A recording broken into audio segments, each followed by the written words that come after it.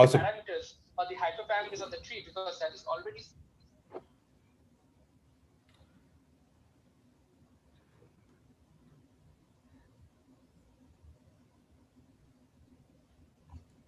All right, Vatsala, go forward. Okay.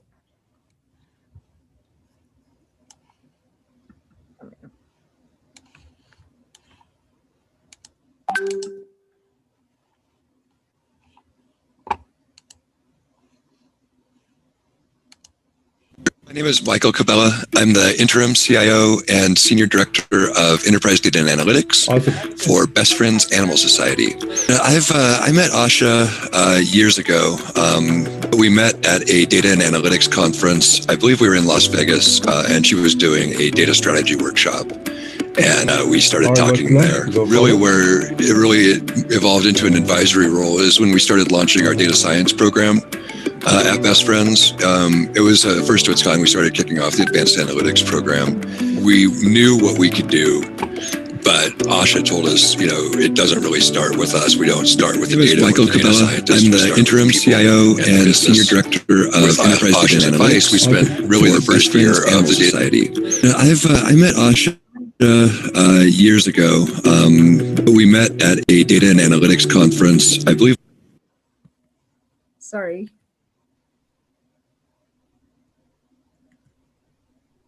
The science program doing no data science. We spent that entire time meeting with every department and every division in the organization around the country and educated them on what is possible with data science, what is and isn't possible with data science. I at first was hesitant to use Asha as an advisor. I've never had an advisor or a mentor throughout my career. It was something that was new to me. And so, but it was really important to me to develop people on my team. And so I really, leaned on Asha to help advise a couple of the women leaders on my team because she could give them a viewpoint that I couldn't give because she's a successful woman executive in our industry. It got to a point where Asha and I were talking a little bit more, and I realized that as I was talking with her, I needed someone to talk to myself. Yeah, I think having Asha as an advisor definitely shortened the road, shortened the path for me. I've been facing new situations that I've not faced in the past, and having someone that's been there, done that, and is so good at helping share her experience definitely has made this a more positive experience for me, and definitely has helped me along the ways.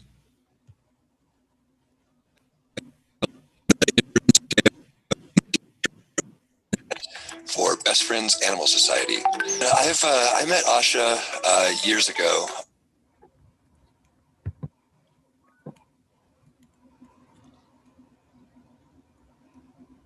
Hey guys, Hello, everyone. Yeah, good. Hello, everyone. We at ASCI hope you all are doing well and staying safe. It's summer already, but we are really grateful that you stayed back for this virtual session. And we can surely tell you or make a statement that you will not be disappointed at all. In fact, it will be much more worth your time. So before we set forth, let me just go through a few housekeeping tips over here. This is a Zoom meeting, so please keep yourself muted and if possible, go off the video for a while. In the first half of the session, while Asha is presenting her session, let it be as uninterrupted as possible. And then in the second half, we'll have an interactive session in which you will get to ask questions, and you can unmute yourself as and when we want you to, and you can be on the video also. We are live on YouTube and we are recording the session. So feel free to revisit our YouTube channel and subscribe to it just to go through the content again. I'm sure you will like it that much. And please be sure to subscribe to our YouTube channel as well. Now, handing it over to Piyush, our National AACI President. Off to you, Piyush.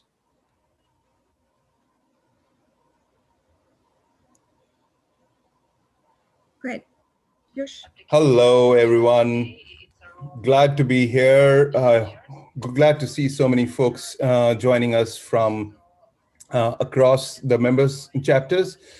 Today, we are having a topic which is on the mind of a lot of folks who are trying to get up on the career rank. And essentially, we have an individual with us who has been a CEO herself, who has been coaching other CEOs as well. So there are barriers to getting into the C-suite, which we will be discussing. And for that purpose, let me introduce our speaker briefly. Asha Saxena is a New York-based strategic innovative leader, and she has a proven track record of building successful tech businesses for the last 25 years. With a strong academic background, creative problem solving skills, and an effective management style, she's been instrumental in building business models for success.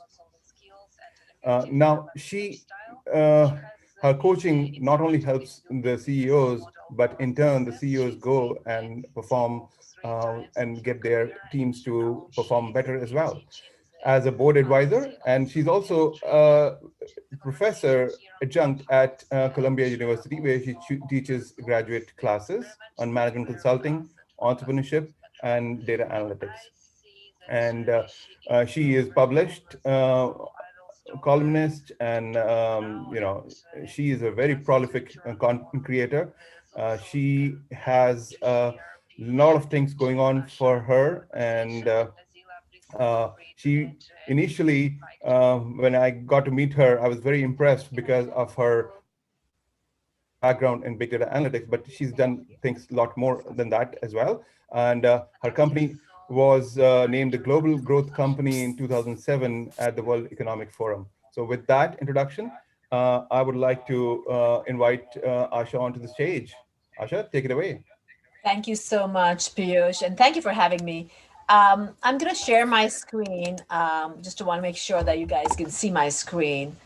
And I'm super excited to be a part of this conversation because I truly believe that we all go to school and learn technical skills, but no one really tells us or teaches us. There's no school to go out and say how to be the best CEO or best CIO or best CTO.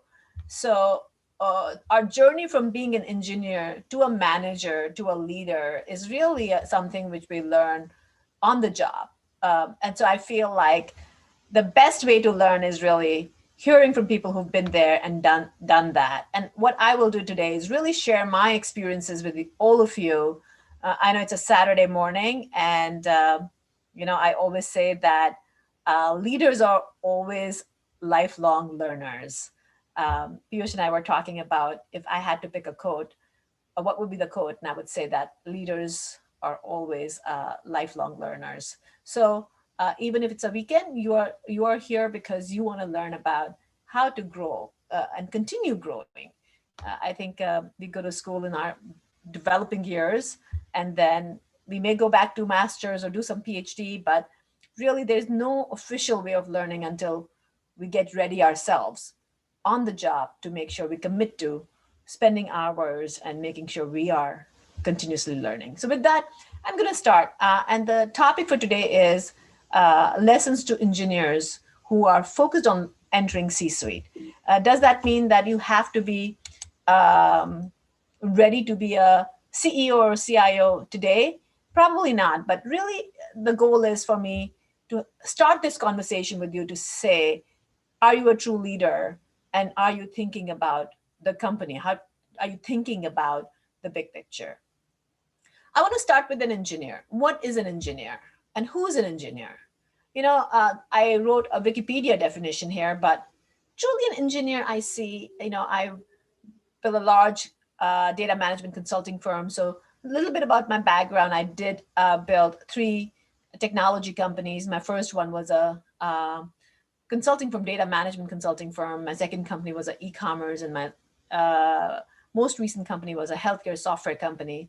So I've worked with engineers all my life. I went to school. I did my undergrad and grad in computer science. So I've been surrounded. I grew up as an engineer, grew up around engineers. I worked with engineers.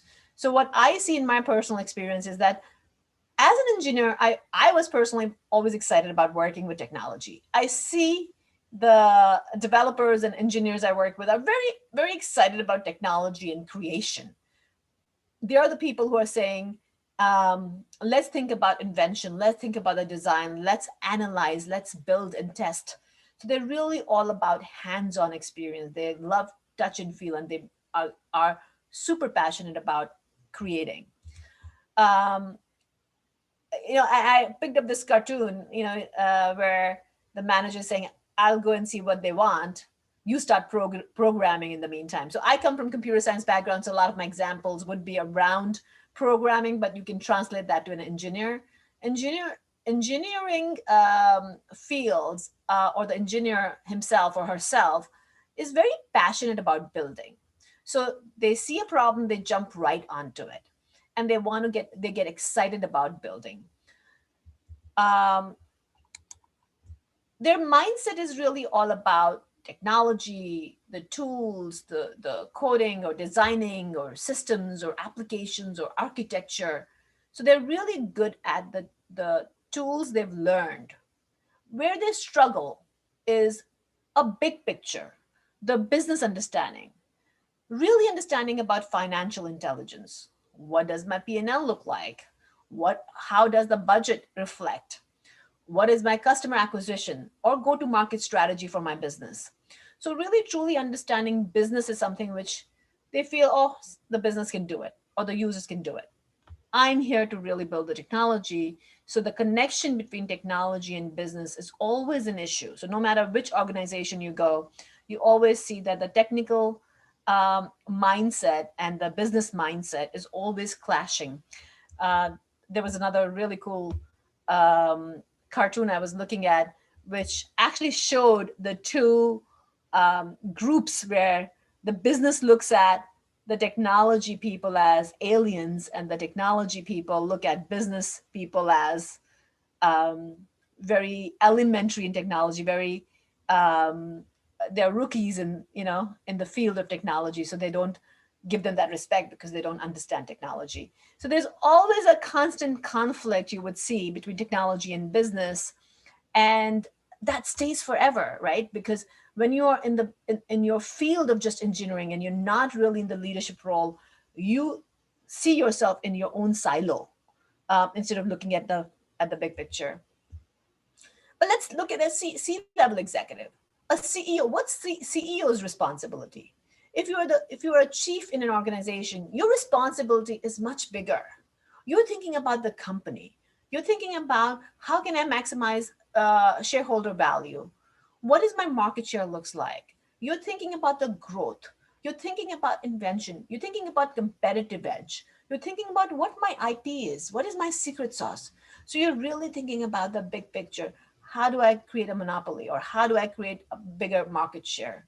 So the chiefs are usually thinking about the big picture. They are the people who are building strategy. They're thinking about how do we create a big plan to really scale, do a whole, have a fast growth organization. So they're really always thinking about the growth.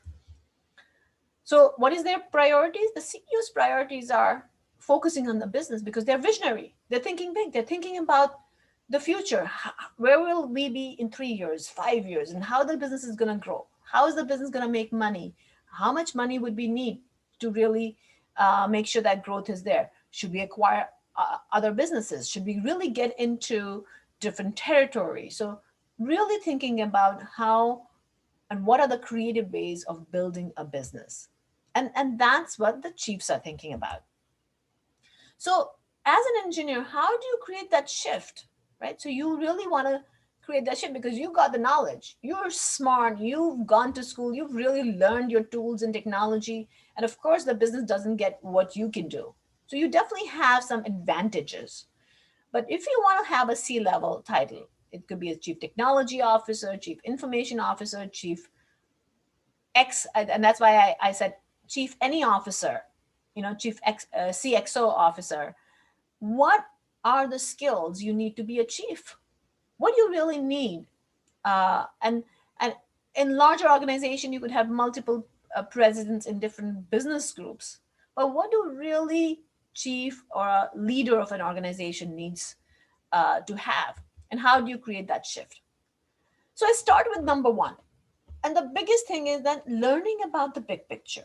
You know, I sit on a board and I, was talking before our board meeting.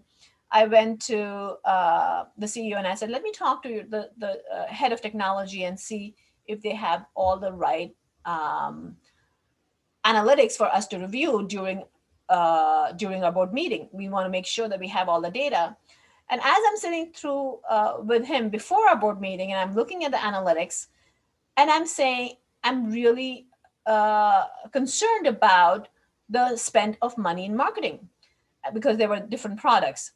And so I asked the CIO and I said, which product, if we spend as a company, increase the marketing spend on product A instead of product B, how would my revenue projection change? And he just sat there. And right before that, he was showing me, look, we implemented Microsoft BI. We can do all these graphs. Look how we can have filters. We can do all these changes. Look, the graphs are so much better. So he was so excited about the tools. But when I asked him about a business problem and seeing how the business could get affected by a couple of changes, he did not have an answer. So the important piece is that because engineers are so smart and they get so excited about the tools specifically, that they forget the big picture. So as an engineer, how do you create that change? You have to start understanding what the big picture is. You have to start thinking big and say, what is my vision? If I'm building an application, can I think bigger? Is it scalable? Is it repeatable? What kind of impact I'm going to have building what I'm building? And do I actually do a calculation? Do I actually do my financial impact on what I'm building for the business? What is my scope? And can the scope be bigger? So I would say as a C-level executive, or if you're getting ready, or if you want to act like one, if you're not there, I always say, if you want to be something, start acting today to be what you want to be tomorrow. So if you want to be a C-level professional, you need to start acting like a C-level executive, at least thinking like one today. And you need to start adopting and embracing those qualities to make sure that you can start thinking, acting, and producing like a leader. Very, very big thing. And a lot of times engineers forget to do this, is they take a little problem and they run to develop instead of spending time on thinking about the big picture and thinking about how can I take this application and create repeatable, scalable, and measure the impact and a financial impact of what we are spending in. Technology could be expensive, and that's why it goes into cost centers. But how do you take that technology and convert that into really, truly creating impact on the revenue? So a big one, when we get into discussion, I would probably, and I push my CXOs to really think bigger. What are you building? Why are you building? What's the impact? You call it ROI, you call it, financial impact statements, but you want to make sure that you have an impact statement on anything you build. Very, very important. The second thing I talk about is alignment.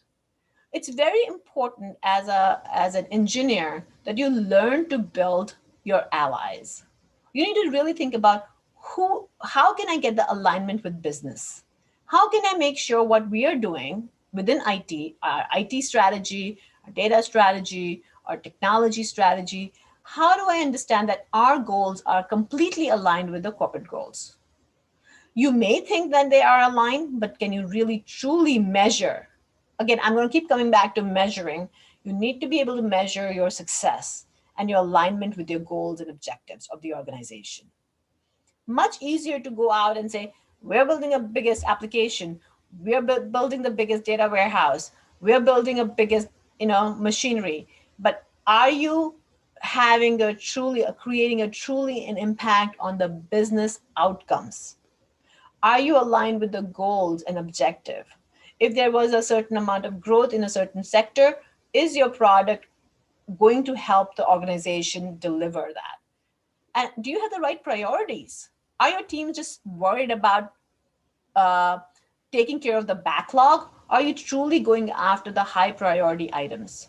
So, very, very important that you have the alignment with the business.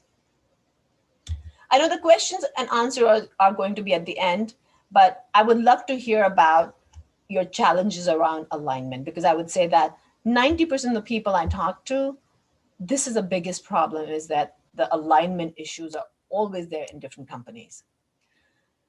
I talk about delegate, and this is coming from a computer programmer's viewpoint, that usually a software engineer never likes somebody else's work. And I'm sure that any engineer who's working with somebody else's design does not like other people's design. And the reason is because we're so crazy about doing what we do because we know we do it the best. We're giving our best shot. We're going to create the best design. We know what we are doing. So taking somebody else's work and cleaning it up is a mess. So might as well start from scratch and do what we are really, really good at, right? So what happens then? You're just putting everything on yourself. You're not spending time on what? On making sure you're building the team, or you're delegating. So delegation is the key to success for an engineer to climb the ladder to be a leader. And you call it a C-level, to become a C-level executive. But I say that if you act like a leader, you get the title. So not worry about the title so much, but acting like a leader is really, really important. So what does delegation means? Delegation is really about building people.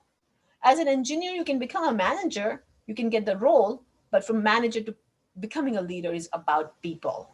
Building your people, building your teams, and building the culture. I'm going to talk about that furthermore in my other points, but really important that you build your people. Having the right people can change the game. If you have the wrong people, you will spend so much time on just trying to improve the people. And I always say, you can't teach a fish how to climb the tree. If somebody is good at swimming, you can't say, climb the tree and get me a mango. So understand what people's strengths are and appreciate them for what their strengths are, and recognize what their weaknesses are and what they're not good at, and position them into what they're good at. If they're not good at something, keeping them in that role is disservice to them and disservice to you. So I always say, when you have to move people out of your organization or your team, you're doing them a service if they're not happy, if they're not being successful. So your job as a leader is to recognize the strength of your team, help them build, hire the right people, put the right people in the bus. I love Jim Collins and Jim Collins' book. Jim Collins in all his books talks about the importance of having the right team, the right people in the right seats when you're driving the bus. So as a leader, when you're building your bus, you're building your team, you want to make sure you have the right people in the place, and then you build them up. Your job is, as a coach, building your team. When you're a manager, you're giving them duties, and then you're expecting. You might not measure it properly. You expect and you get frustrated. You need to turn that around into being a leader, so you can actually mentor your team members and help them be successful. Because if they're successful, you're successful. And for you to be a leader, to be a C-level executive, you need strong team. You will not be successful if you don't have strong team. So really emphasize on who you have on your team and build your team.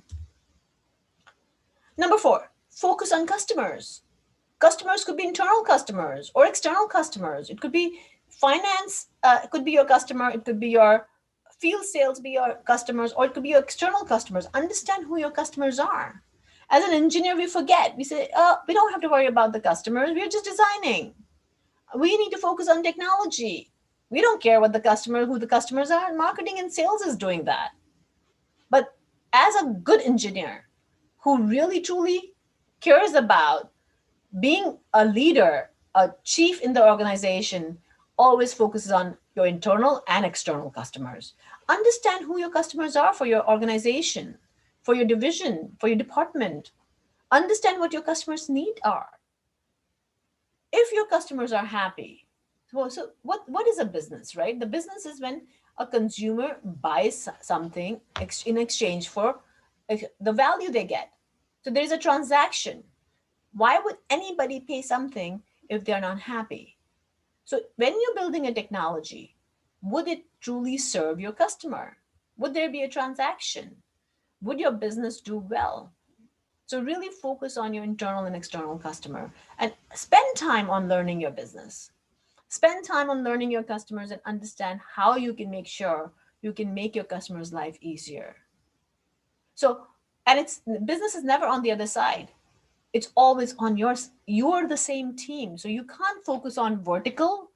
I'm the manager. I'm going to focus on my vertical team and I'm going to build my people.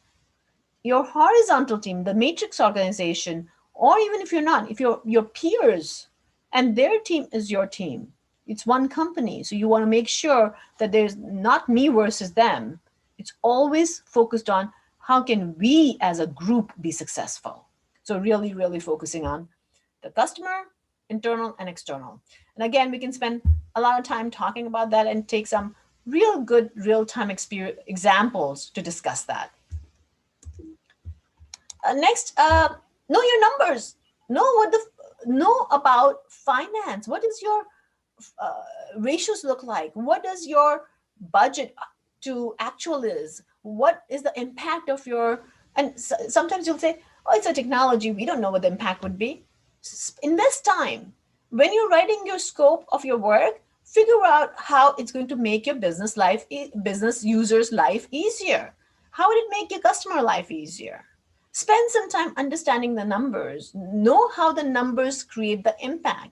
I always say, no matter what kind of engineer you are, if you want to be a chief and you want to be a senior leader in your organization, you need to really learn, invest, spend time. I'm going to go back to, the quote. I would say, leaders are lifelong learners. Spend time in learning the skills which you don't have. Financial intelligence is really, you go to school to be an engineer. You don't spend a lot of times on learning about profit and loss, income statement, cash flow statements. Learn about that. Learn about not only the budget for your department, but how does the impact of revenue or loss or cash or acquisitions, or what impact it's having on business. Truly understand the art of finance. Really, really important. And I spoke about this before. Asha? Measure what matters. Just wanted to take a pause. We are midway through your points, and I want to make sure we are encouraging the audience to think about what you've spoken so far and come up with the questions. We will open up to the audience in about 10 minutes, where we'll have interaction and a lot more Q&A from both live sessions that we are live streaming on, as well as Clubhouse. So essentially, think big. And Asha, please continue. And if there are questions, Piyush, I'm happy to take the questions if you want me to pause and take questions, but happy to continue going on till the end. Please continue. Please continue. We'll stop in 10 minutes. So, you hear about measure what matters, and what you measure gets done. But truly, is your KPIs clear? Are your OKRs clear? Do you follow through and make sure you measure on a weekly basis? Is your one-on-one meetings consistent and effective? Are you rambling in your meetings? Your team is thinking, oh, the meetings are a waste of time. You want to make sure that your team meeting starts with, I call it RPI, results, progress, issues. So you want to very quickly go with the results. What's my KPI? 3 numbers, success metrics. What is my 3 things I need to measure immediately? On your weekly meeting, 3 measures, talk about your 3 measures, go immediately to what's in progress and focus on issues, solve the issues. I also say, never, ever, ever give a solution to someone in your meeting. If someone brings a problem, they find the solution. You are not responsible for giving the solution. The person who finds the problem gives the solution. That's how they learn. That's how they grow. So as a leader, it's your responsibility to enable your people, your team, to be able to grow in their position by solving their own problem. So having a but it's your responsibility to make sure that it's a clear measure, that your team has a clear measure of what makes them successful. What are the KPIs, and do they know that? Do they know what they need to do daily to get the wins by the end of the week? Their week wins converts them into successful metrics of the monthly metrics, which they can be successful in, your quarterly successes and your annual successes. And communication, make sure that it's communicated. I'm going to talk about that. I think it's the next slide. Communication, really important. If you don't know, if you are a lot of time engineers say, we don't need to sell. You need to sell no matter what role you're doing. You need to make sure that you are a good salesperson of your vision, of your direction, of your inspiration. Everything is all about communication. How you, it's not so much about selling in the context of you're not a car salesperson. You're selling your ideas, you're selling your design, you're selling your product, what you're building. So you should be able to communicate what you're delivering. You should be able to clearly communicate with your team. You should be able to clearly motivate your team members and clearly communicate up to your management. You're a C-level executive. C-level executives know how to communicate. They communicate internally, they communicate externally. They talk to their customers, they talk to their employees, they talk to all the stakeholders in their organization. So communication skills are really, really important. If you're a good communicator, you can, as I said, it says here, inform, persuade, coach, and inspire people. So really important that you spend time on helping build your communication skills. There are tons of courses you can go out and learn, where storytelling and how to communicate better and how to be a good communicator. Tons of learning. Again, I'm going to keep saying that leaders are lifelong learners. So invest in yourself. No matter what stage you are, you need to make sure you're refining your skills to be a chief in an organization. Clarity and consistency. A leader is always clear and consistent. You can't keep changing. So you want to make sure that you are giving clear direction, clear metrics, clear goals, clear objectives, and you're consistent in running your meeting properly. You're consistent in giving the same message. You're consistent in your behavior. So clarity and consistency is really important because you are the role model. You don't want to be too wavery. Yeah, of course. You want to pivot if things are not working in the right direction, of course. But you want to create consistent behavior, create rhythms. I call them healthy business rhythms. You need to make sure that there are healthy business rhythms in your organization. And you as a leader creates that. Number 9, power versus influence. A leader always, manager uses power, leader uses influence. A leader knows how to create, and these are all soft skills. And, I'm going to talk about that. What you need is as a leader, those so-called soft skills, is to be able to influence. If you're showing power, if you know when to use carrot versus stick, you need to know that you need to make sure that when you are using influence, you get more things out of it instead of just using your power. So do you have the right soft skills? Understanding empathy, compassion, influence, knowing when to say what, when not to say what, when to use power and when to use influence.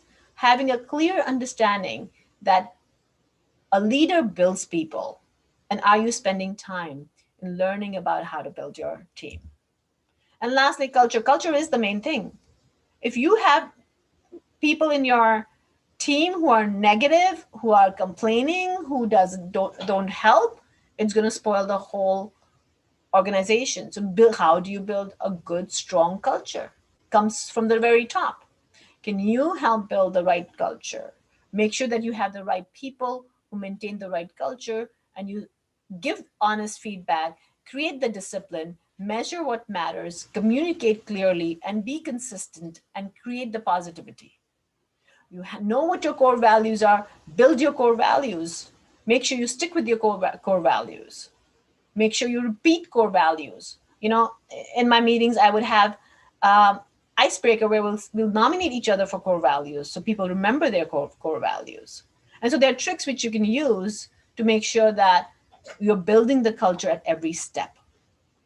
So there were some these were some of the things which I thought of as I was putting this presentation together. But listen, life is about learning consistently. I'm going to open for Q&A now, Piyush, and we can maybe make this discussion. There was a lot which I shared here, and I just stopped sharing my presentation, and we can make it really engaging and take some real life Absolutely. examples. Absolutely, Asha. It was definitely worth the time of waiting for people to ask questions. So, obviously, you are an expert, you've been coaching, you've run companies as well. But starting with why is always the big thing, right? Why are we doing this? Why are we uh, uh, doing this session is very important. So I want to address that for the context of this. Now, more than according to a recent study, more than 90% of the staff in post-pandemic are looking for changing their jobs. And how does that relate to the C-suite, where the average tenure, anyways, happened to be under 18 months? They used to say a CIO loses team in 18 months, and then churn happens. So, are there any tips for those who are already in the C-suite or senior executive roles that you would like to share here? Let's begin with that. So your question is that the senior leaders, how they should not maintain their teams so that they don't No, lose their team members? basically, there are two forces here. One is the natural tendency of the C positions being in a vulnerable spot that they churn voluntarily or involuntarily. Now, add to the factor of the last 18 months of the pandemic, where a lot of things have changed, and not only are their teams churning, but they themselves might be Oh, got thinking it. about doing something different. So, what are your perspectives on that So new emerging trend? the CIOs who are churning or they are thinking about doing something else, I would say that for the CIOs, specifically the CIOs or CTOs, the most important thing is that a lot of times CIO role was about managing cost. How can you get the most out of the infrastructure cost or technology cost? How do you reduce it? Go talk to the vendors, beat the vendors up, and you know, uh, very little focus was on how IT can become a revenue center. It was always a cost center. It goes into CFO, and all it is about is managing money. How do you just cut costs and just get us the most you can from the IT? IT seems like a headache. Oh my God, who wants to talk to IT? So CIOs need to convert that mindset by really focusing on impact. I spoke about impact.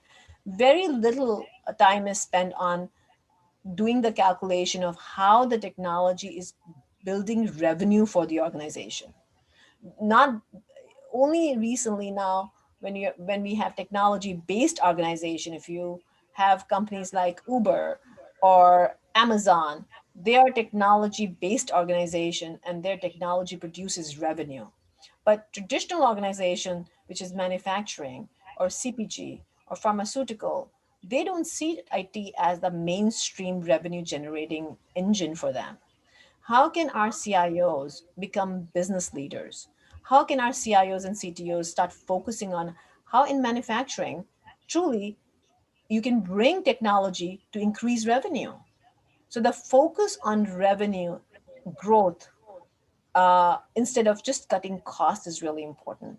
How do you spend money on R&D or creating the secrets of the IP within technology to create the differentiation and create a competitive edge? I think the CIOs need to really truly start thinking about what can I do as a CIO to create an impact in the business? Right. And also, I've seen a lot of new CIO, new C-level positions being advertised these days. There's the CIO stands for, used to stand for Chief Information Officer, but it also is Chief Innovation Officer.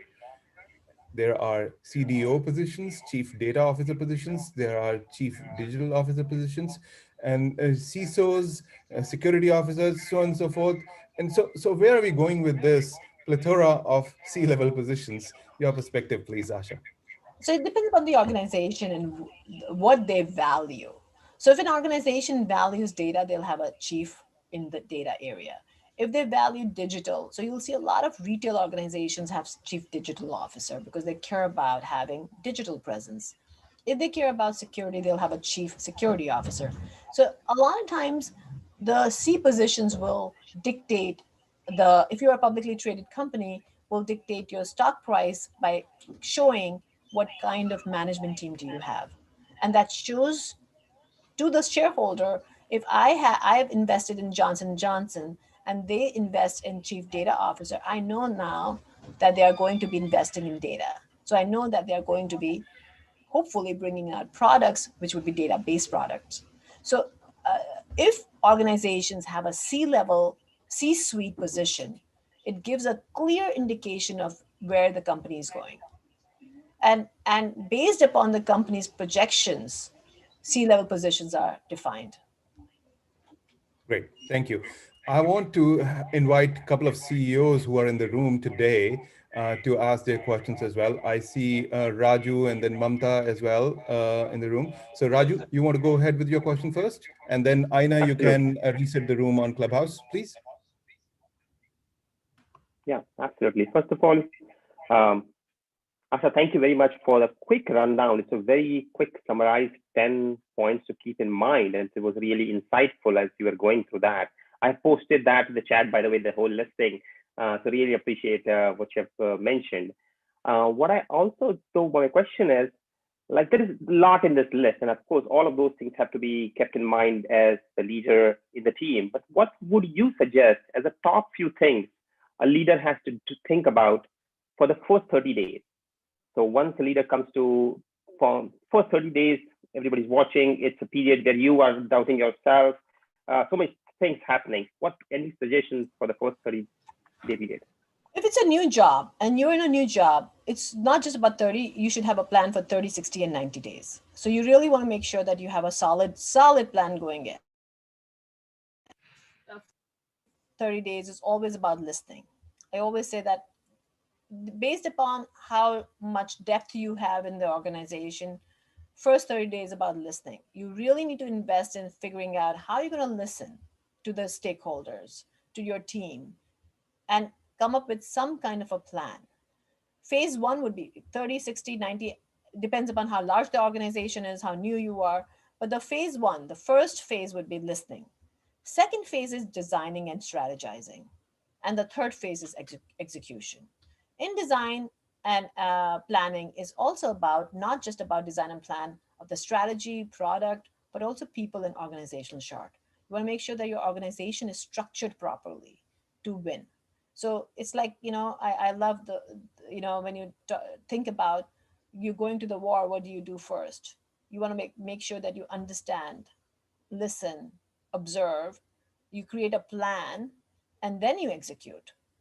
And that's really what you want to do when you're going into a new job. You don't want to go in and start making changes immediately. You want to go in and make sure that you listen and understand, because it's going to take you time to understand what the consumer wants, what is your business wants, what your users, internal users want, what truly is your customer like, what kind of data have you collected, what kind of information you have in place. And then you think about putting together a strategy together. So second phase would be having a solid strategy, which you want to be politically correct. There's a really interesting theory about a positive politics and a negative politics. So you want to make sure that you understand the positive politics in the organization and understand how the strategy will be effective within any organization and you understand the positive politics of the organization. And then you execute with a plan. Thanks, Asha. Very insightful. It truly seems like a master class. You are right on top and very concise in your thing. Thank you very much. I'll let others do it, and I have few other questions, but I'll let the questions I rotate. see a question here on the chat. Surbi, Surbi, do you want to ask your question? You want to expand on the question you were asking in the chat? Surbi, you want to come on the camera and ask? There you are. Actually, I can see you, Surbi, now. sorry, I'm not prepared for the camera, but that's okay, Piyush. You turned the camera Go on. ahead, That's Surbi. fine. No, so And by the way, question. Asha, Surbi is on the Silicon Valley board. She is a senior exec at Juniper and also a very good friend. So Surbi, go ahead, please. Thank you, Piyush. So Asha, first of all, thank you for the presentation. I really loved it, enjoyed all the insights that you have shared with us today. My question was more around the financial aspects, right? You said a lot of us have grown up from the technology side. So for us, we are grokking the various aspects of the business. But I feel in the financial side, there's so much to learn, right? When I sit and talk with my CFO or financial teams, right, the FinOps teams, there is a lot of different aspects that they cover. Now, from a point of view, I'm growing up in a product organization, right? I lead product teams and I aspire to be in that CXO, CPO kind of role. What aspects are the most important in that financial analysis it's a great understand? Question, Surbi. Great question. And I'm glad you asked. I was hoping somebody would ask the question because this is a very, very important question. You are in product. And if you aspire to be a CPO or be the leader in product division, you need to really understand how the products are going to create an impact on the business. What do you need to understand? You need to understand what is the company's revenue today? Where are the company's direct costs, COGS, cost of doing goods? What are their COGS? This is all income statement. So you understand what is the direct cost, my business, my company as a whole? What is their direct cost? What is their gross profit? Are we profitable? And then comes SG&A or operating expenses, and then is your EBITDA or net income. But if you understand basics of your income statement, you understand and you read line by line, where is the company making money? Where is company losing money? And I tell you, it's a beautiful way to understand any company. If you understand a company's income statement, balance sheet, and cash flow, those are the only three most important financial statements. You will be able to understand how the company makes money today and where the company is losing money. Now, if you understand that really well about your company, and if you and I sat together and you listen, your company is publicly traded. You and I can sit on the financial reports. Very quickly, we can start looking at some trends. Very quickly. Within 30 minutes, you and I can tell you where the company are having issue. Now you relate that down to product and you say, what products are we building? Is my product the problem or is my product bringing the revenue? Now you clearly know how your product can. Now when you're sitting with your business user, your number one question is going to be, I see in the financial statement last quarter, which was published already, we are having some problem here or there or wherever. Now you can have an intelligent conversation with your business to understand how your product is having an impact. Very important. There are tons of courses, Surabhi, online. Columbia, I teach at Columbia, and Columbia has an amazing program on financial intelligence for business users. You can have that Coursera, go to any place and learn about financial intelligence for business users. Financial intelligence for non-finance people. And give you a really good idea about how to understand a business looking at numbers. So invest in it. Invest time on that. It's very important. As engineers, we don't spend time on it. I don't see any engineer. Exactly. And not only you, nobody does. No, it's good advice. To be honest, I have taken that. That's what I was saying, that I have taken these courses. And like I said, there's so much to know. So with the time shortage, I always think, are there few key things that I should just focus on and be able to, understand what I need to know? I'm happy to spend 30 minutes. I can give Piyush for your organization for a couple of people who wants to spend I 30 would minutes love with that. me. And I can Yeah, simply spend 30 minutes with you and give you very quickly some pointers which you could use for your lifetime. Everybody's Thank Asha, you, got. we will Asha. have a follow-on session with you from selected handful executives from this today's presentation, as well as folks from the clubhouse, and we are going to put together an event for that. So, guys, stay tuned. And as I put in the chat channel, the most interesting question and most engaging audience will be given prizes. So please ask your question, put in the chat window. Now, from the clubhouse team, Aina is helping me moderate this session simultaneously. So, Aina, go ahead, unmute yourself on Clubhouse and reset the room and ask your question, please. Yeah, sure. Hi, Piyush and Asha. Wonderful presentation. Hope you hear me well, everybody. So I opened the room on Clubhouse and the questions to everybody. So if you have any questions to Asha and Piyush, please raise your hand and I will bring you up on stage so you'll be able to speak up. And we are the club Engineering Tales. If you are not following us yet, please press the green house on the top of your application. Today, we are talking with a wonderful Asha Saxena, who is a CEO coach, a board advisor, and also published author, and also Piyush Malik, who is a startup executive, entrepreneur, board advisor, and business transformation practitioner in the domain of emerging technologies. So again, if you have any questions, please raise your hand. And this event is recorded. And if you are interested in the previous episodes or this recording or future recording, you can go to my Instagram, which is published here on Clubhouse, and to just subscribe to our YouTube channel. So this is from me. And can I ask my question right now? Yes, please.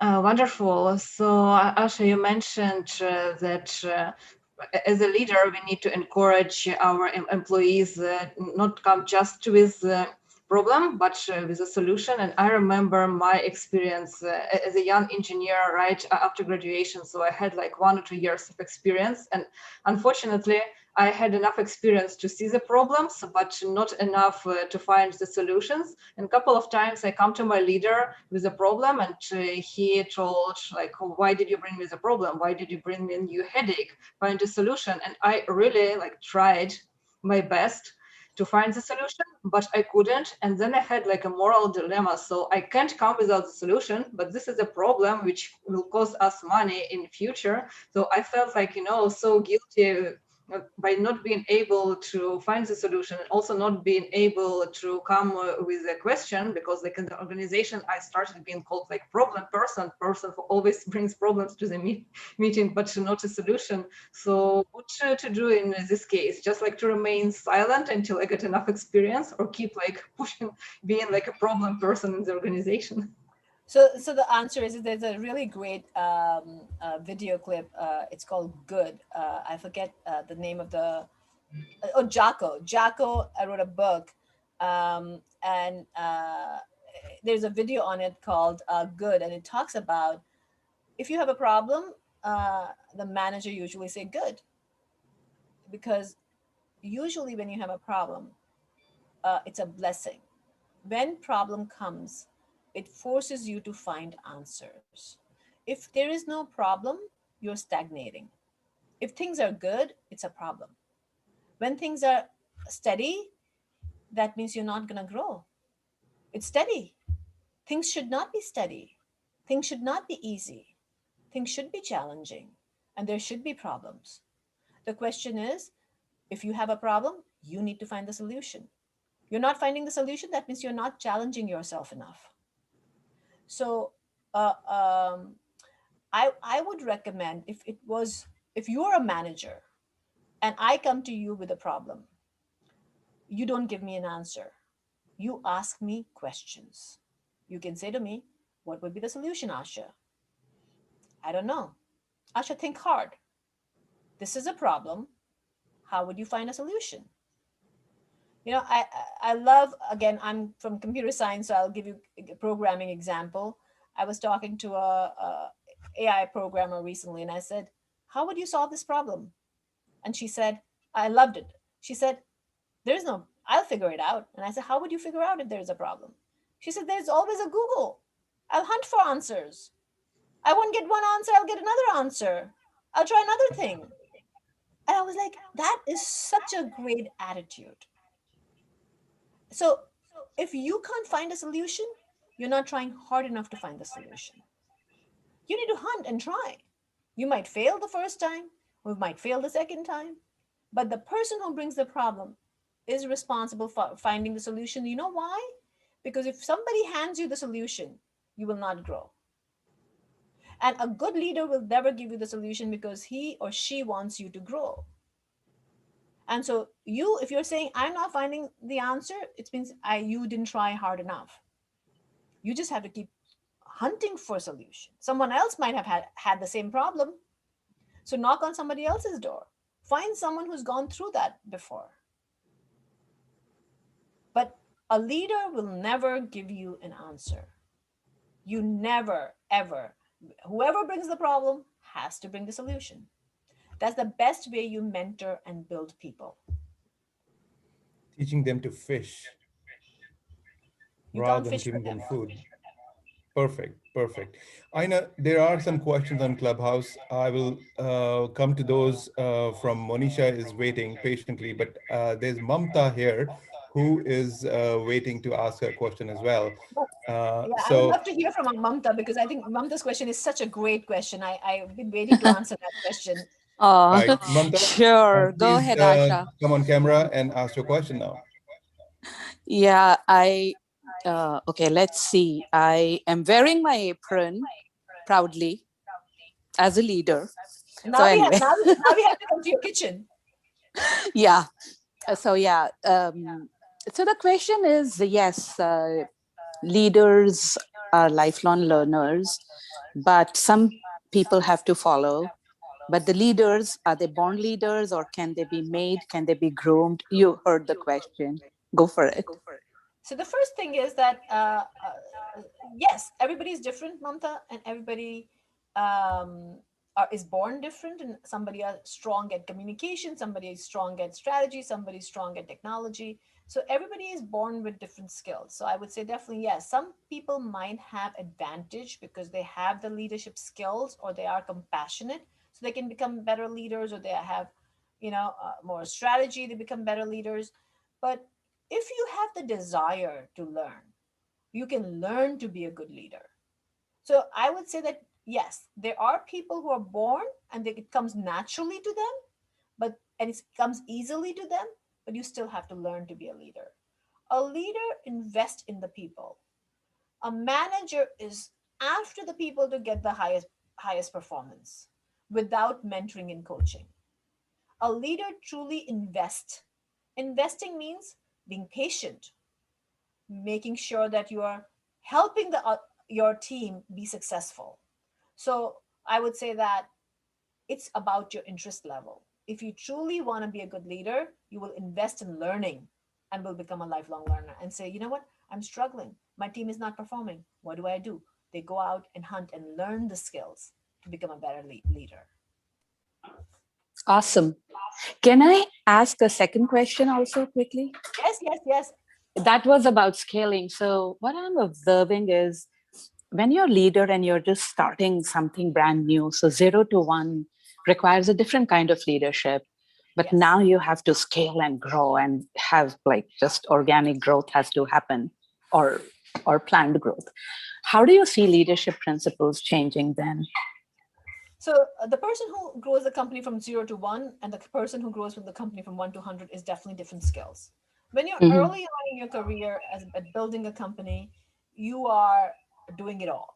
You're hands-on, you're, into everything. You're micro or detail-oriented person. You're going in and looking at, scanning everything you're building. But when you are at a 50 or 100 level, when you're growing the company from 1 to 100 and at that transition, now you really need to become a leader because you need to make sure you're hiring the right people. Number one thing which people do the wrong mistake is they don't hire the right person and they try to hire average people and they say, how do I navigate and save them? And then they try to coach them and they try to mentor them, and then they fail, and then they get frustrated, and then everybody's frustrated. So hiring the right people. So I always say, don't be penny wise, pound foolish. You can't try to save money and hire substandard people for something which you really is a high important or high value employee. So don't be penny wise, pound foolish. Treat people well, pay people well, make sure you get the right person, the best person for the job. Best person for the job. If you get the high caliber team members, your company output will be, it's night and day. The experience is night and day, right? So Absolutely. hire the right people. And then when you are from 1 to 100, you then transform as a leader. You make sure that you start delegating more, building the team, thinking big. Once somebody said, I was talking to a CEO and I said they started working with me 18 months back and they had 69% growth this year. And I said, what was the one thing which really made a change for you working with me? And he said, Asha, we never knew we could think bigger. He's like, we thought we were thinking big. And you walk in and you say, this is not big. And he said, you pushed us to think bigger. So I always say that you think big, you think you're thinking big, but you're not thinking big enough. So you need to push yourself and push your boundaries. And you need to empower and inspire your team to think bigger. As a leader, you cannot afford to think small. Yep. When I was building my company, I met this person who I was inspired by. I said to him, when I'm 50 million company, I'll be really happy. And he looks at me and he says, why not 500 Yeah. million? Why are you thinking 50? And I just sat there and I said, I don't know. I never thought about that. So, Yep. so I would say that think big. If you think you're thinking big, it's not big enough. Think bigger. Yep. Awesome. Now that's pretty insightful. Thank you. Great answer. And thanks, Mamta, for your question. Asha, we're at the top of the hour, and I want to reset the room in a way. I just want to assure that the Q&A can go on. And since we did not get any those kind of confidential questions that would require us to stop recording, I think we will continue recording and live streaming at the same time. Okay. And while you join Clubhouse, we promised the Clubhouse audience, Asha, that you would be there at the top of the hour. So we will take those questions there as well. But for the ASCI audience and for those who are new to ASCI, I want to just give a brief introduction. American Society of Engineers of Indian origin is a 38-year-old organization with the mission to foster science and technology, temper, and create a community of like-minded engineers and scientists amongst the Indian diaspora. With 5 active chapters who aspire to organize events in their local geography, but in the last 18 months, we've all been doing a lot of things remotely, so everything is virtual. And I represent the Silicon Valley chapter originally. 6 years back, I started that, but I'm privileged to be the national chair as well this year. And I'm trying to do a little bit more experimentation here, bringing in the Clubhouse audience as well. So what I would like to say here is that there are prizes for most exciting questions. So please continue to let them flow. And I want to see if Vatsala has any questions. And after that, we will go back to our Clubhouse audience. And Monisha has been patiently waiting there for a long time. So I want to give chance to Monisha from Clubhouse, and I'll let Vatsala go first. I had my question, and it's all about the financial thing. Being a technical person, we do not have any interest in the financial statements and all. What is the one thing that can generate that interest? Because I can study the courses, but it still doesn't interest me. It's like building a really cool product who no one wants to play with. So if you are building a product and no one wants to play with it, what's the point of building that product? You're creating the best technology, you build the best tool, and no one uses it. What's the point? Right? So when you're an engineer, you want your product to be out in the market. And that's why they said Thomas Edison was not just an inventor, but he was truly a businessman because he knew how to take his inventions to the market. So for you to understand, and maybe you don't read the financial statement by sitting in the class, and that's why I think I said to Mamta, or was it Surbi. Surbi?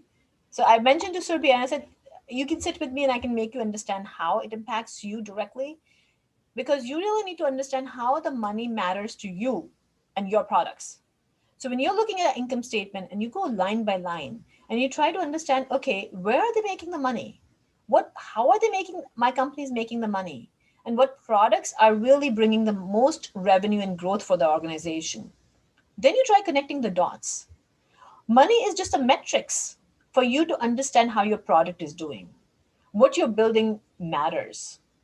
What you're building is no good if it's not getting used or providing any kind of revenue. You know, I in my organization we implement CRM. Nobody is using it. What's the point of implementing CRM? It becomes a pain because we don't know how to use it. It's too complicated. The workflows are not implemented properly. What's the point? People, you spend so much money, so many hours. All these programmers go and implement, and I'm sitting there. I'm saying I don't want to use it. So what's the point of building something when the business users can't take advantage of that? Then I'm of course going to say it's my cost center. IT is not something which I pay attention as a CEO, because IT doesn't know how to give me money or use business intelligence to connect the technology to business. So as a business user, I'm frustrated. You could be genius and build something, but if you can't make that usable for me, and if you don't understand, and that money is just a measure for you. The reason I say becomes really smart about money, because you're converting that into a story. Numbers aren't just the numbers. They're telling you a story. And you have to learn to read the numbers as a story and what business story it's telling you. Got And it. then you connect IT to business. You know, we hear all these buzzwords: IT, business should be aligned, data strategy, business strategy. All this is buzzwords. The true, what the essence is, that as a CEO, if I have digital presence, what's the point of having a website? They say, oh, SEO, SEM, digital presence. What's the whole point? If it's not bringing me money, bottom line is you can use any fancy words for me. It's not bringing me money. As a business owner, it's a private company or a public company, every C-level executive cares about bottom line. If they're not making money, they can't keep you in the job. Right. So you want to know how my technology is helping the business create resources so they can pay the bills or make So, revenue, and so profits. basically, a top-down approach where the measurement tells you what to focus on, and then you go down and build it accordingly and align it properly. Right, exactly. Otherwise, building is no fun. And you're building it because look how analytics, now we can do real-time analytics. What's the point of real-time analytics if you can't tell me where should I put my marketing budget changes and which product will sell more? We're sitting in the board meeting and wasting our time because we can't tell where the marketing budget should go. So our projections are all wrong. I sit in the board meeting, if the projections are wrong, I'm saying I'm getting paid as a board member. I don't want to take that money because I did nothing. I couldn't contribute anything because the data was all wrong. Yeah, got it. All right, great.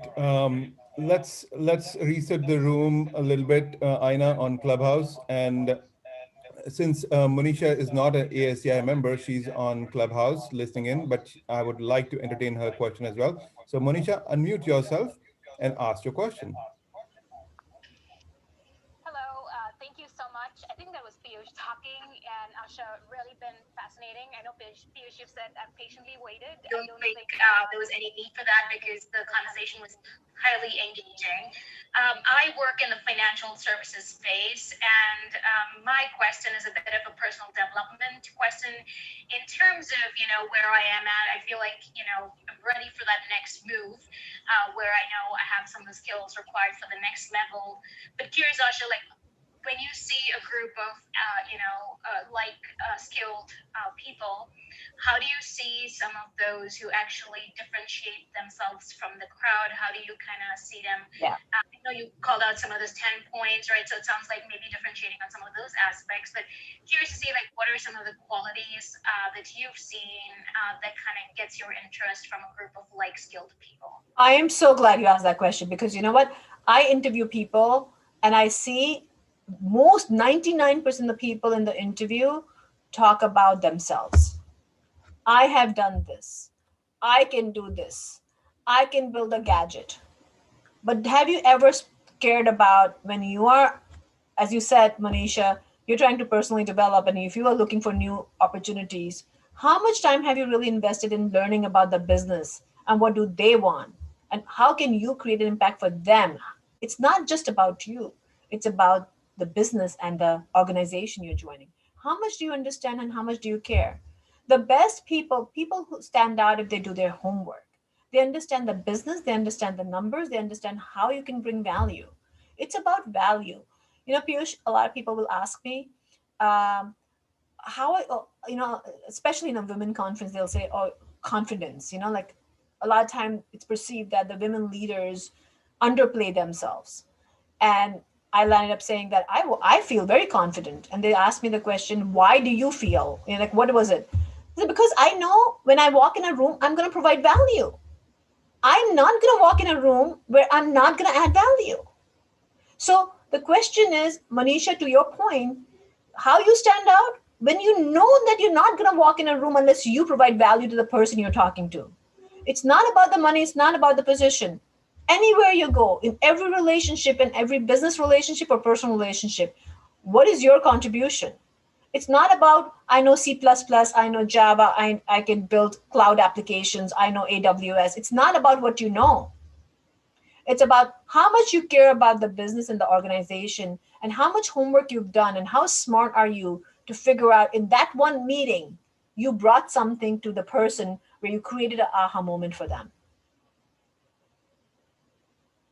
And people who stand out care about bringing value. And take that to anything. Take that to, I want to be a chief product officer, bring value to the business, to the organization as a whole, not just me, not to my people, to the vertical you don't like, to the vertical business vertical you constantly having butting heads with. You want to stand out as a leader, you want to make sure that you walk into an interview as a leader, you're constantly bringing value. I hope that answers your question, Manisha.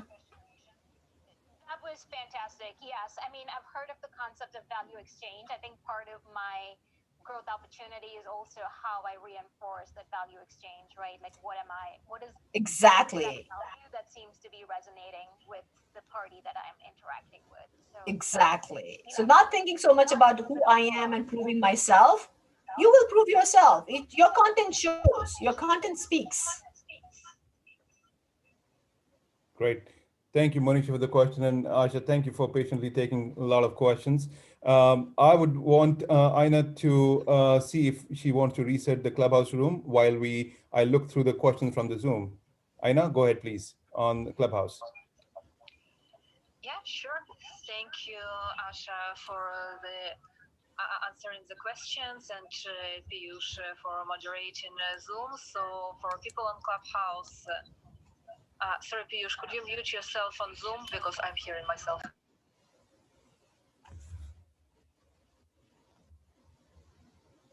No, but if you mute yourself, then I can't hear Aina.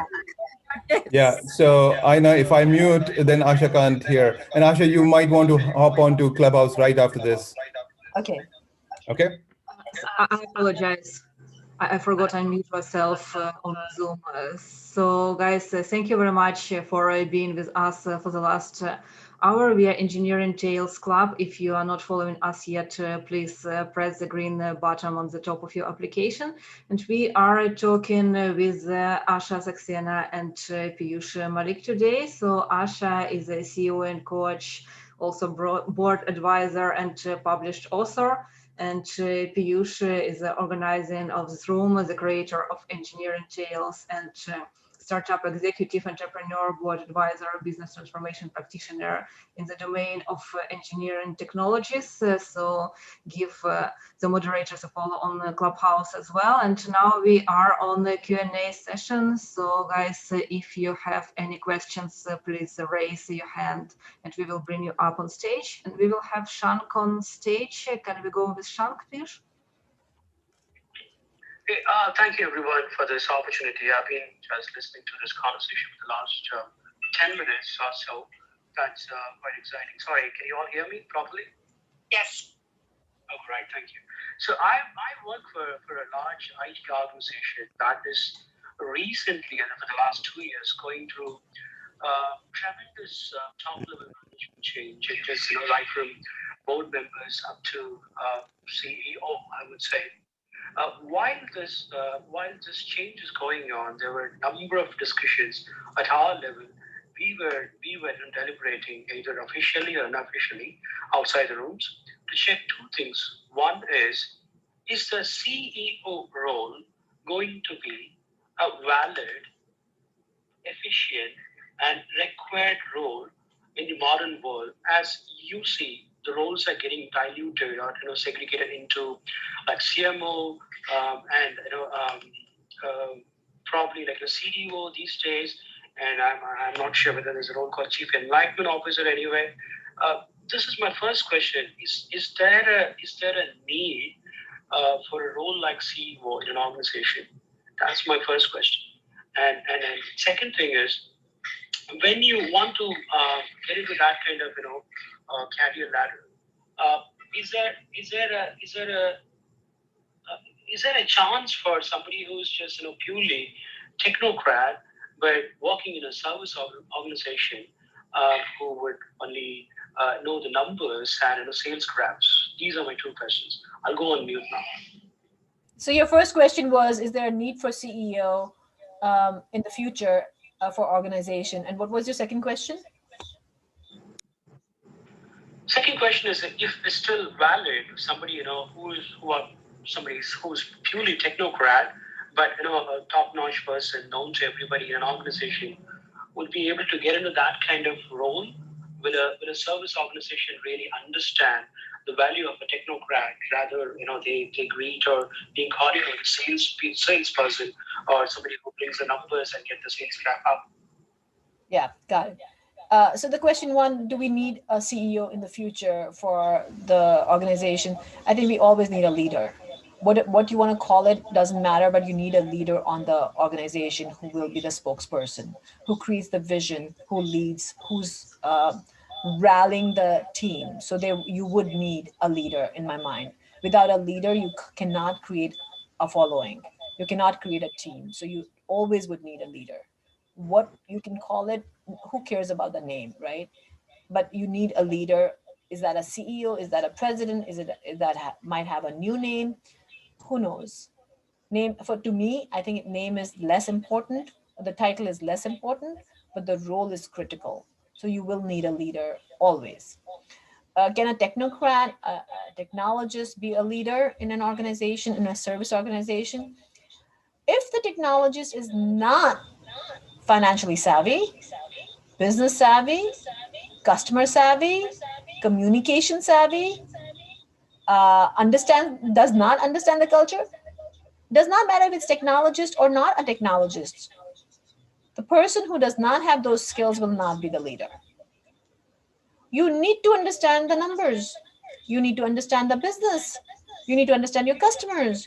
You need to understand your competitors. You need to understand how your team can create impact. You need to be a motivator. You need to be a leader who can inspire. You need to have the right skill set to be the leader.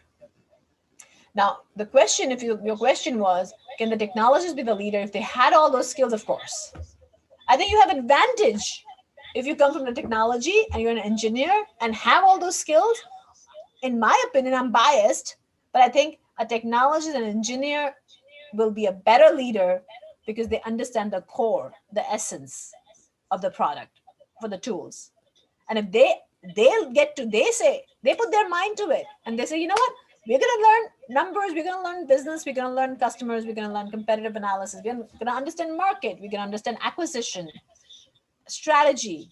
Then it's very hard for them to compete with anybody else. So in my opinion, an engineer can be an excellent CEO. Does that answer your question? I think it does. And we are going to be limiting only one question per audience member. We are 10 minutes from closing this room. So get your last questions in. Let's see if anyone on the Zoom has any question. If not, then I may have one for you as well. So. I just want to mention that if there is anybody who wants to follow up, LinkedIn the best way to connect with me. So feel free to connect with me on LinkedIn, and that's where I'm most active. Okay, so one question definitely I wanted to ask, which I was hoping somebody else would, but they haven't. So, in organizations, whenever somebody has become from an engineer to a senior manager to an VP, and they're looking at the C level, there's always an element of politics. I did not see that addressed in the session today. You want to throw some light? Politics is very important. And that's why I mentioned earlier positive politics and negative politics. Politics is going to always be there. As a leader, you need to know how to navigate the politics. Do you want to create a positive politics environment or a negative? Negative politics is problems, complaining, pointing fingers. Positive politics is understanding the strength and weaknesses of people and navigating that to influence and create an impact. Ultimately, a leader needs to focus on the goal and objective and not worry about the chit chat or the chatter around. They need to be laser focused on creating a positive culture, positive influence, and positive politics. We're always going to have politics, right? What is politics, right? Some people have strength, some people don't have strength. Some people have power, some people don't have power. Understanding who has the power or not, who has the budget or not, you have to navigate that no matter what. So can you run away from politics? No. So you say, oh, I don't want to deal with the politics. You can't say that. You can't make an excuse and run away from it. You need to understand how to turn that around to your benefit. Positively, not putting anyone down, bringing people together, making sure you're keeping the culture strong, and addressing it head on, knowing how to navigate to make sure you're using that for the benefit of the higher cause. Great, thank you. Raju, you had asked one more question. Do you want to come on this camera or I can do that. regarding the But low if others performing? have question, I'll let others ask it as well. But if not, I'm more than happy. But I think it's an interesting question, which I think, Asha, there. When you become a manager, or even if you're a veteran, I think it's easier to have conversations about like praising people and appreciating and all of that. But there are times which you have to have those tough conversations, especially for whatever reason somebody's not performing. Maybe it's an employee, your subordinate manager, another leader, whatnot. It may be, right. So any guidance in that? That's a tough challenge, which I think many new and veterans struggle. I would say never give false praise. You have to be always honest and you have to state facts. But you need to do it in a way that's not offensive or degrading. So if I say, Raju, I like the way you keep the timelines, but I see that there's an opportunity for you to improve on building people. So I gave you honest feedback, but I didn't demotivate you. So you always start with a positive fact and you address the opportunity for improvement. So you can say the same thing by saying, you know what, Raju, didn't like how you don't build people. Not cool. I don't know how you do it. I don't know how you do meet your timelines, because you know what? You do not build your people. I said the same exact thing twice. But the first time when I said, I complimented you honestly on saying that, you know, Raju, I really like how you keep your timeline, and there is an opportunity for improvement for you because you can really build your people and be less stressed. It'll help you get better. So I said the same exact thing, but how I say it, how I deliver my message. And that's why I keep saying communication is so critical. Great. Thank you. Thanks for the example and the two versions of it. Excellent, Asha. Thank you. Thank you, Raju and Asha. In the last 5 minutes, if there are no more questions, I would like to remind people that there is an event happening next Saturday as well, where we would be, we try to do, ASCI tries to do multiple events, both for adults as well as for youngsters. This was the first experiment where we were doing it for senior executives. As a reminder, we have 4 pillars of our strategy. We have Mentor Connect, where we connect mentors, highly experienced individuals, executives to younger emerging leaders. And then we have University Connect, where we encourage students who are still in engineering college to be active with ASCI. And so we encourage faculty members as well as students with that activity. Then we have the youth program for high schoolers and youth technology exposition and science fairs that we sponsor and promote, and we give scholarships to students as well. So there are a lot of things that we do, but engineering tales and getting real with engineering are the real stories where we share where rubber meets the road and where people have gone on to do certain extraordinary things. So essentially, one event that is coming up next week is Muthu would be hosting it. Muthu, if you want to come on the camera and talk about it, please go ahead. Otherwise, I'll mention and I'll share the screen for the website. Yeah, thanks, Piyush. Appreciate the Go ahead, time. Muthu. Yeah, so next Saturday, July 17th, we have an event with Dr. Ravi Bansal. It's quite interesting in 2 aspects. Number one, given the pandemic that we are going through and then just barely gone past. Anyway, just before the pandemic, Dr. Bansal flew around the world solo flight, raising mainly for cancer awareness. And needless to say, he also founded an oxygen production company called AirSup, and which really played a crucial role in the pandemic effort in India. And he's a philanthropist. He has spoken in our past ASCI events, and we'll be it's our privilege to talk to him next week. We'll talk about his solo flight as well as how the oxygen concentrators and his expertise in all these helped India a big way. Part of our Getting Real with Engineering series. Thank you, Piyush. Thank you, Muthu, for sharing that. And for all those who are not yet members, please join asciusa.org. It doesn't cost much. It's less than a few cups of coffee that you pay annually to become a member, and you become part of a professional organization, American Society of Engineers of Indian origin. Now, on to close this event and move on to exclusive Clubhouse after party. For those who are not on Clubhouse, please send me a note and I will see how we can send you invites. But if you are, there is an after party being planned right now with Asha. Will take a few more questions there. For all the ASCI members, thank you very much. And Vasla, go ahead. Piyush, there's just one last question from Amit. I think Asha would love to answer that, right? If we have Okay, time, go I ahead. can. Otherwise, we can take it on Clubhouse, whatever is easier.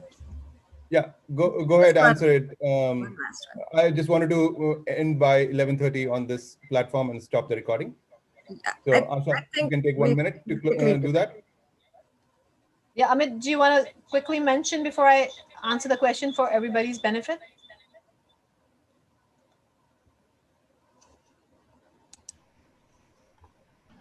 Can you guys hear me? Hello? Yeah. Yes.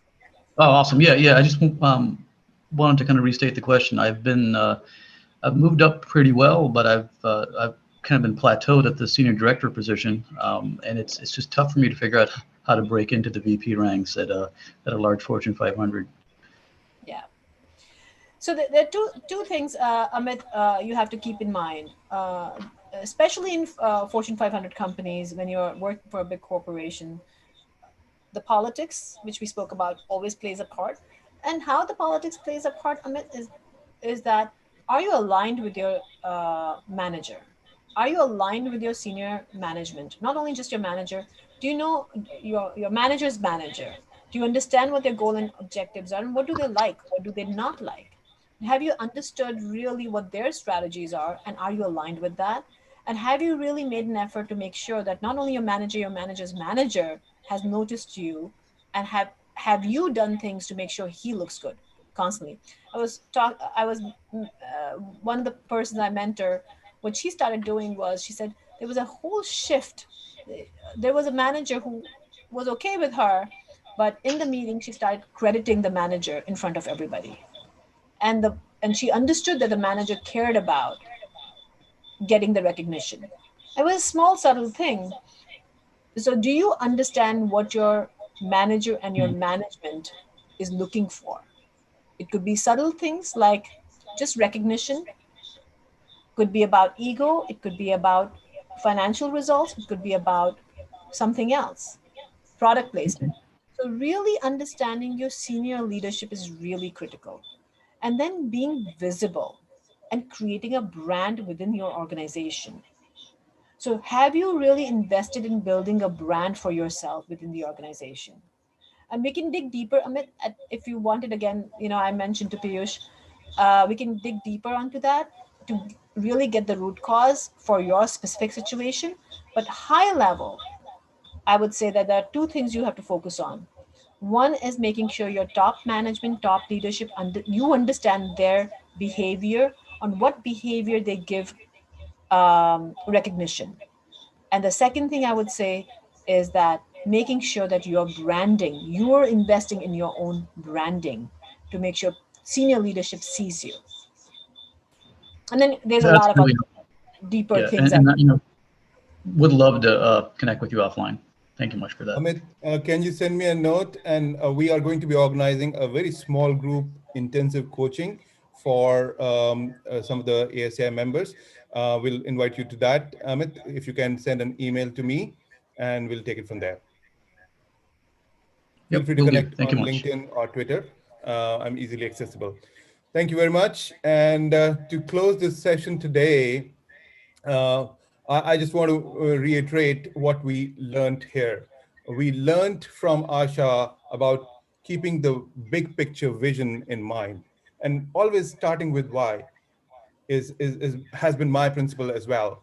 Start with why and what is the outcome your activities are going to have on your end customer. If you keep a focus on the customer, if you have the right alignment between the stakeholders in the company, if you learn how to delegate right, and if you learn the financials, being able to analyze the data in your mind or through the use of financial technology tools available, you will be golden. And then communication is also important. As an aspiring leader entering into the C-suite, the crisper you are in communicating, that's very important. So being a great communicator helps. There are tons of help available in telling your story. In fact, somebody pitched me just yesterday to join them for $5,000, a 3-day course in how to write your own story, how to tell your own story. So think about it. So that's the kind of value of communications being put in the audience in the marketplace today. Then power versus influence, and finally culture. So all these 10 PowerPoints that we heard from Asha, thank you very much for your sharing, and thank you for engaging with the audience here. With that, for those who are not yet members of ASCI, invite you to join ASCI. And any parting thoughts, Asha? I just think that keep your hunger alive, keep the curiosity alive, and always be a lifelong learner. The more you invest in yourself, the more results you get. Great. With that, drum roll please for the winners of today's session for the most interesting question. They are Raju Just Srivastava and Mamta. I will follow up with you both individually. I have your email addresses and we'll take it from there. Let's get the party over to Clubhouse. Thank you guys. And we'll conclude this session here. And for those who can join on Clubhouse, we'll do another 25 minutes there as well. Thank you very much. Bye now. Thank Thank you you. all. Bye-bye. Bye. Wonderful session.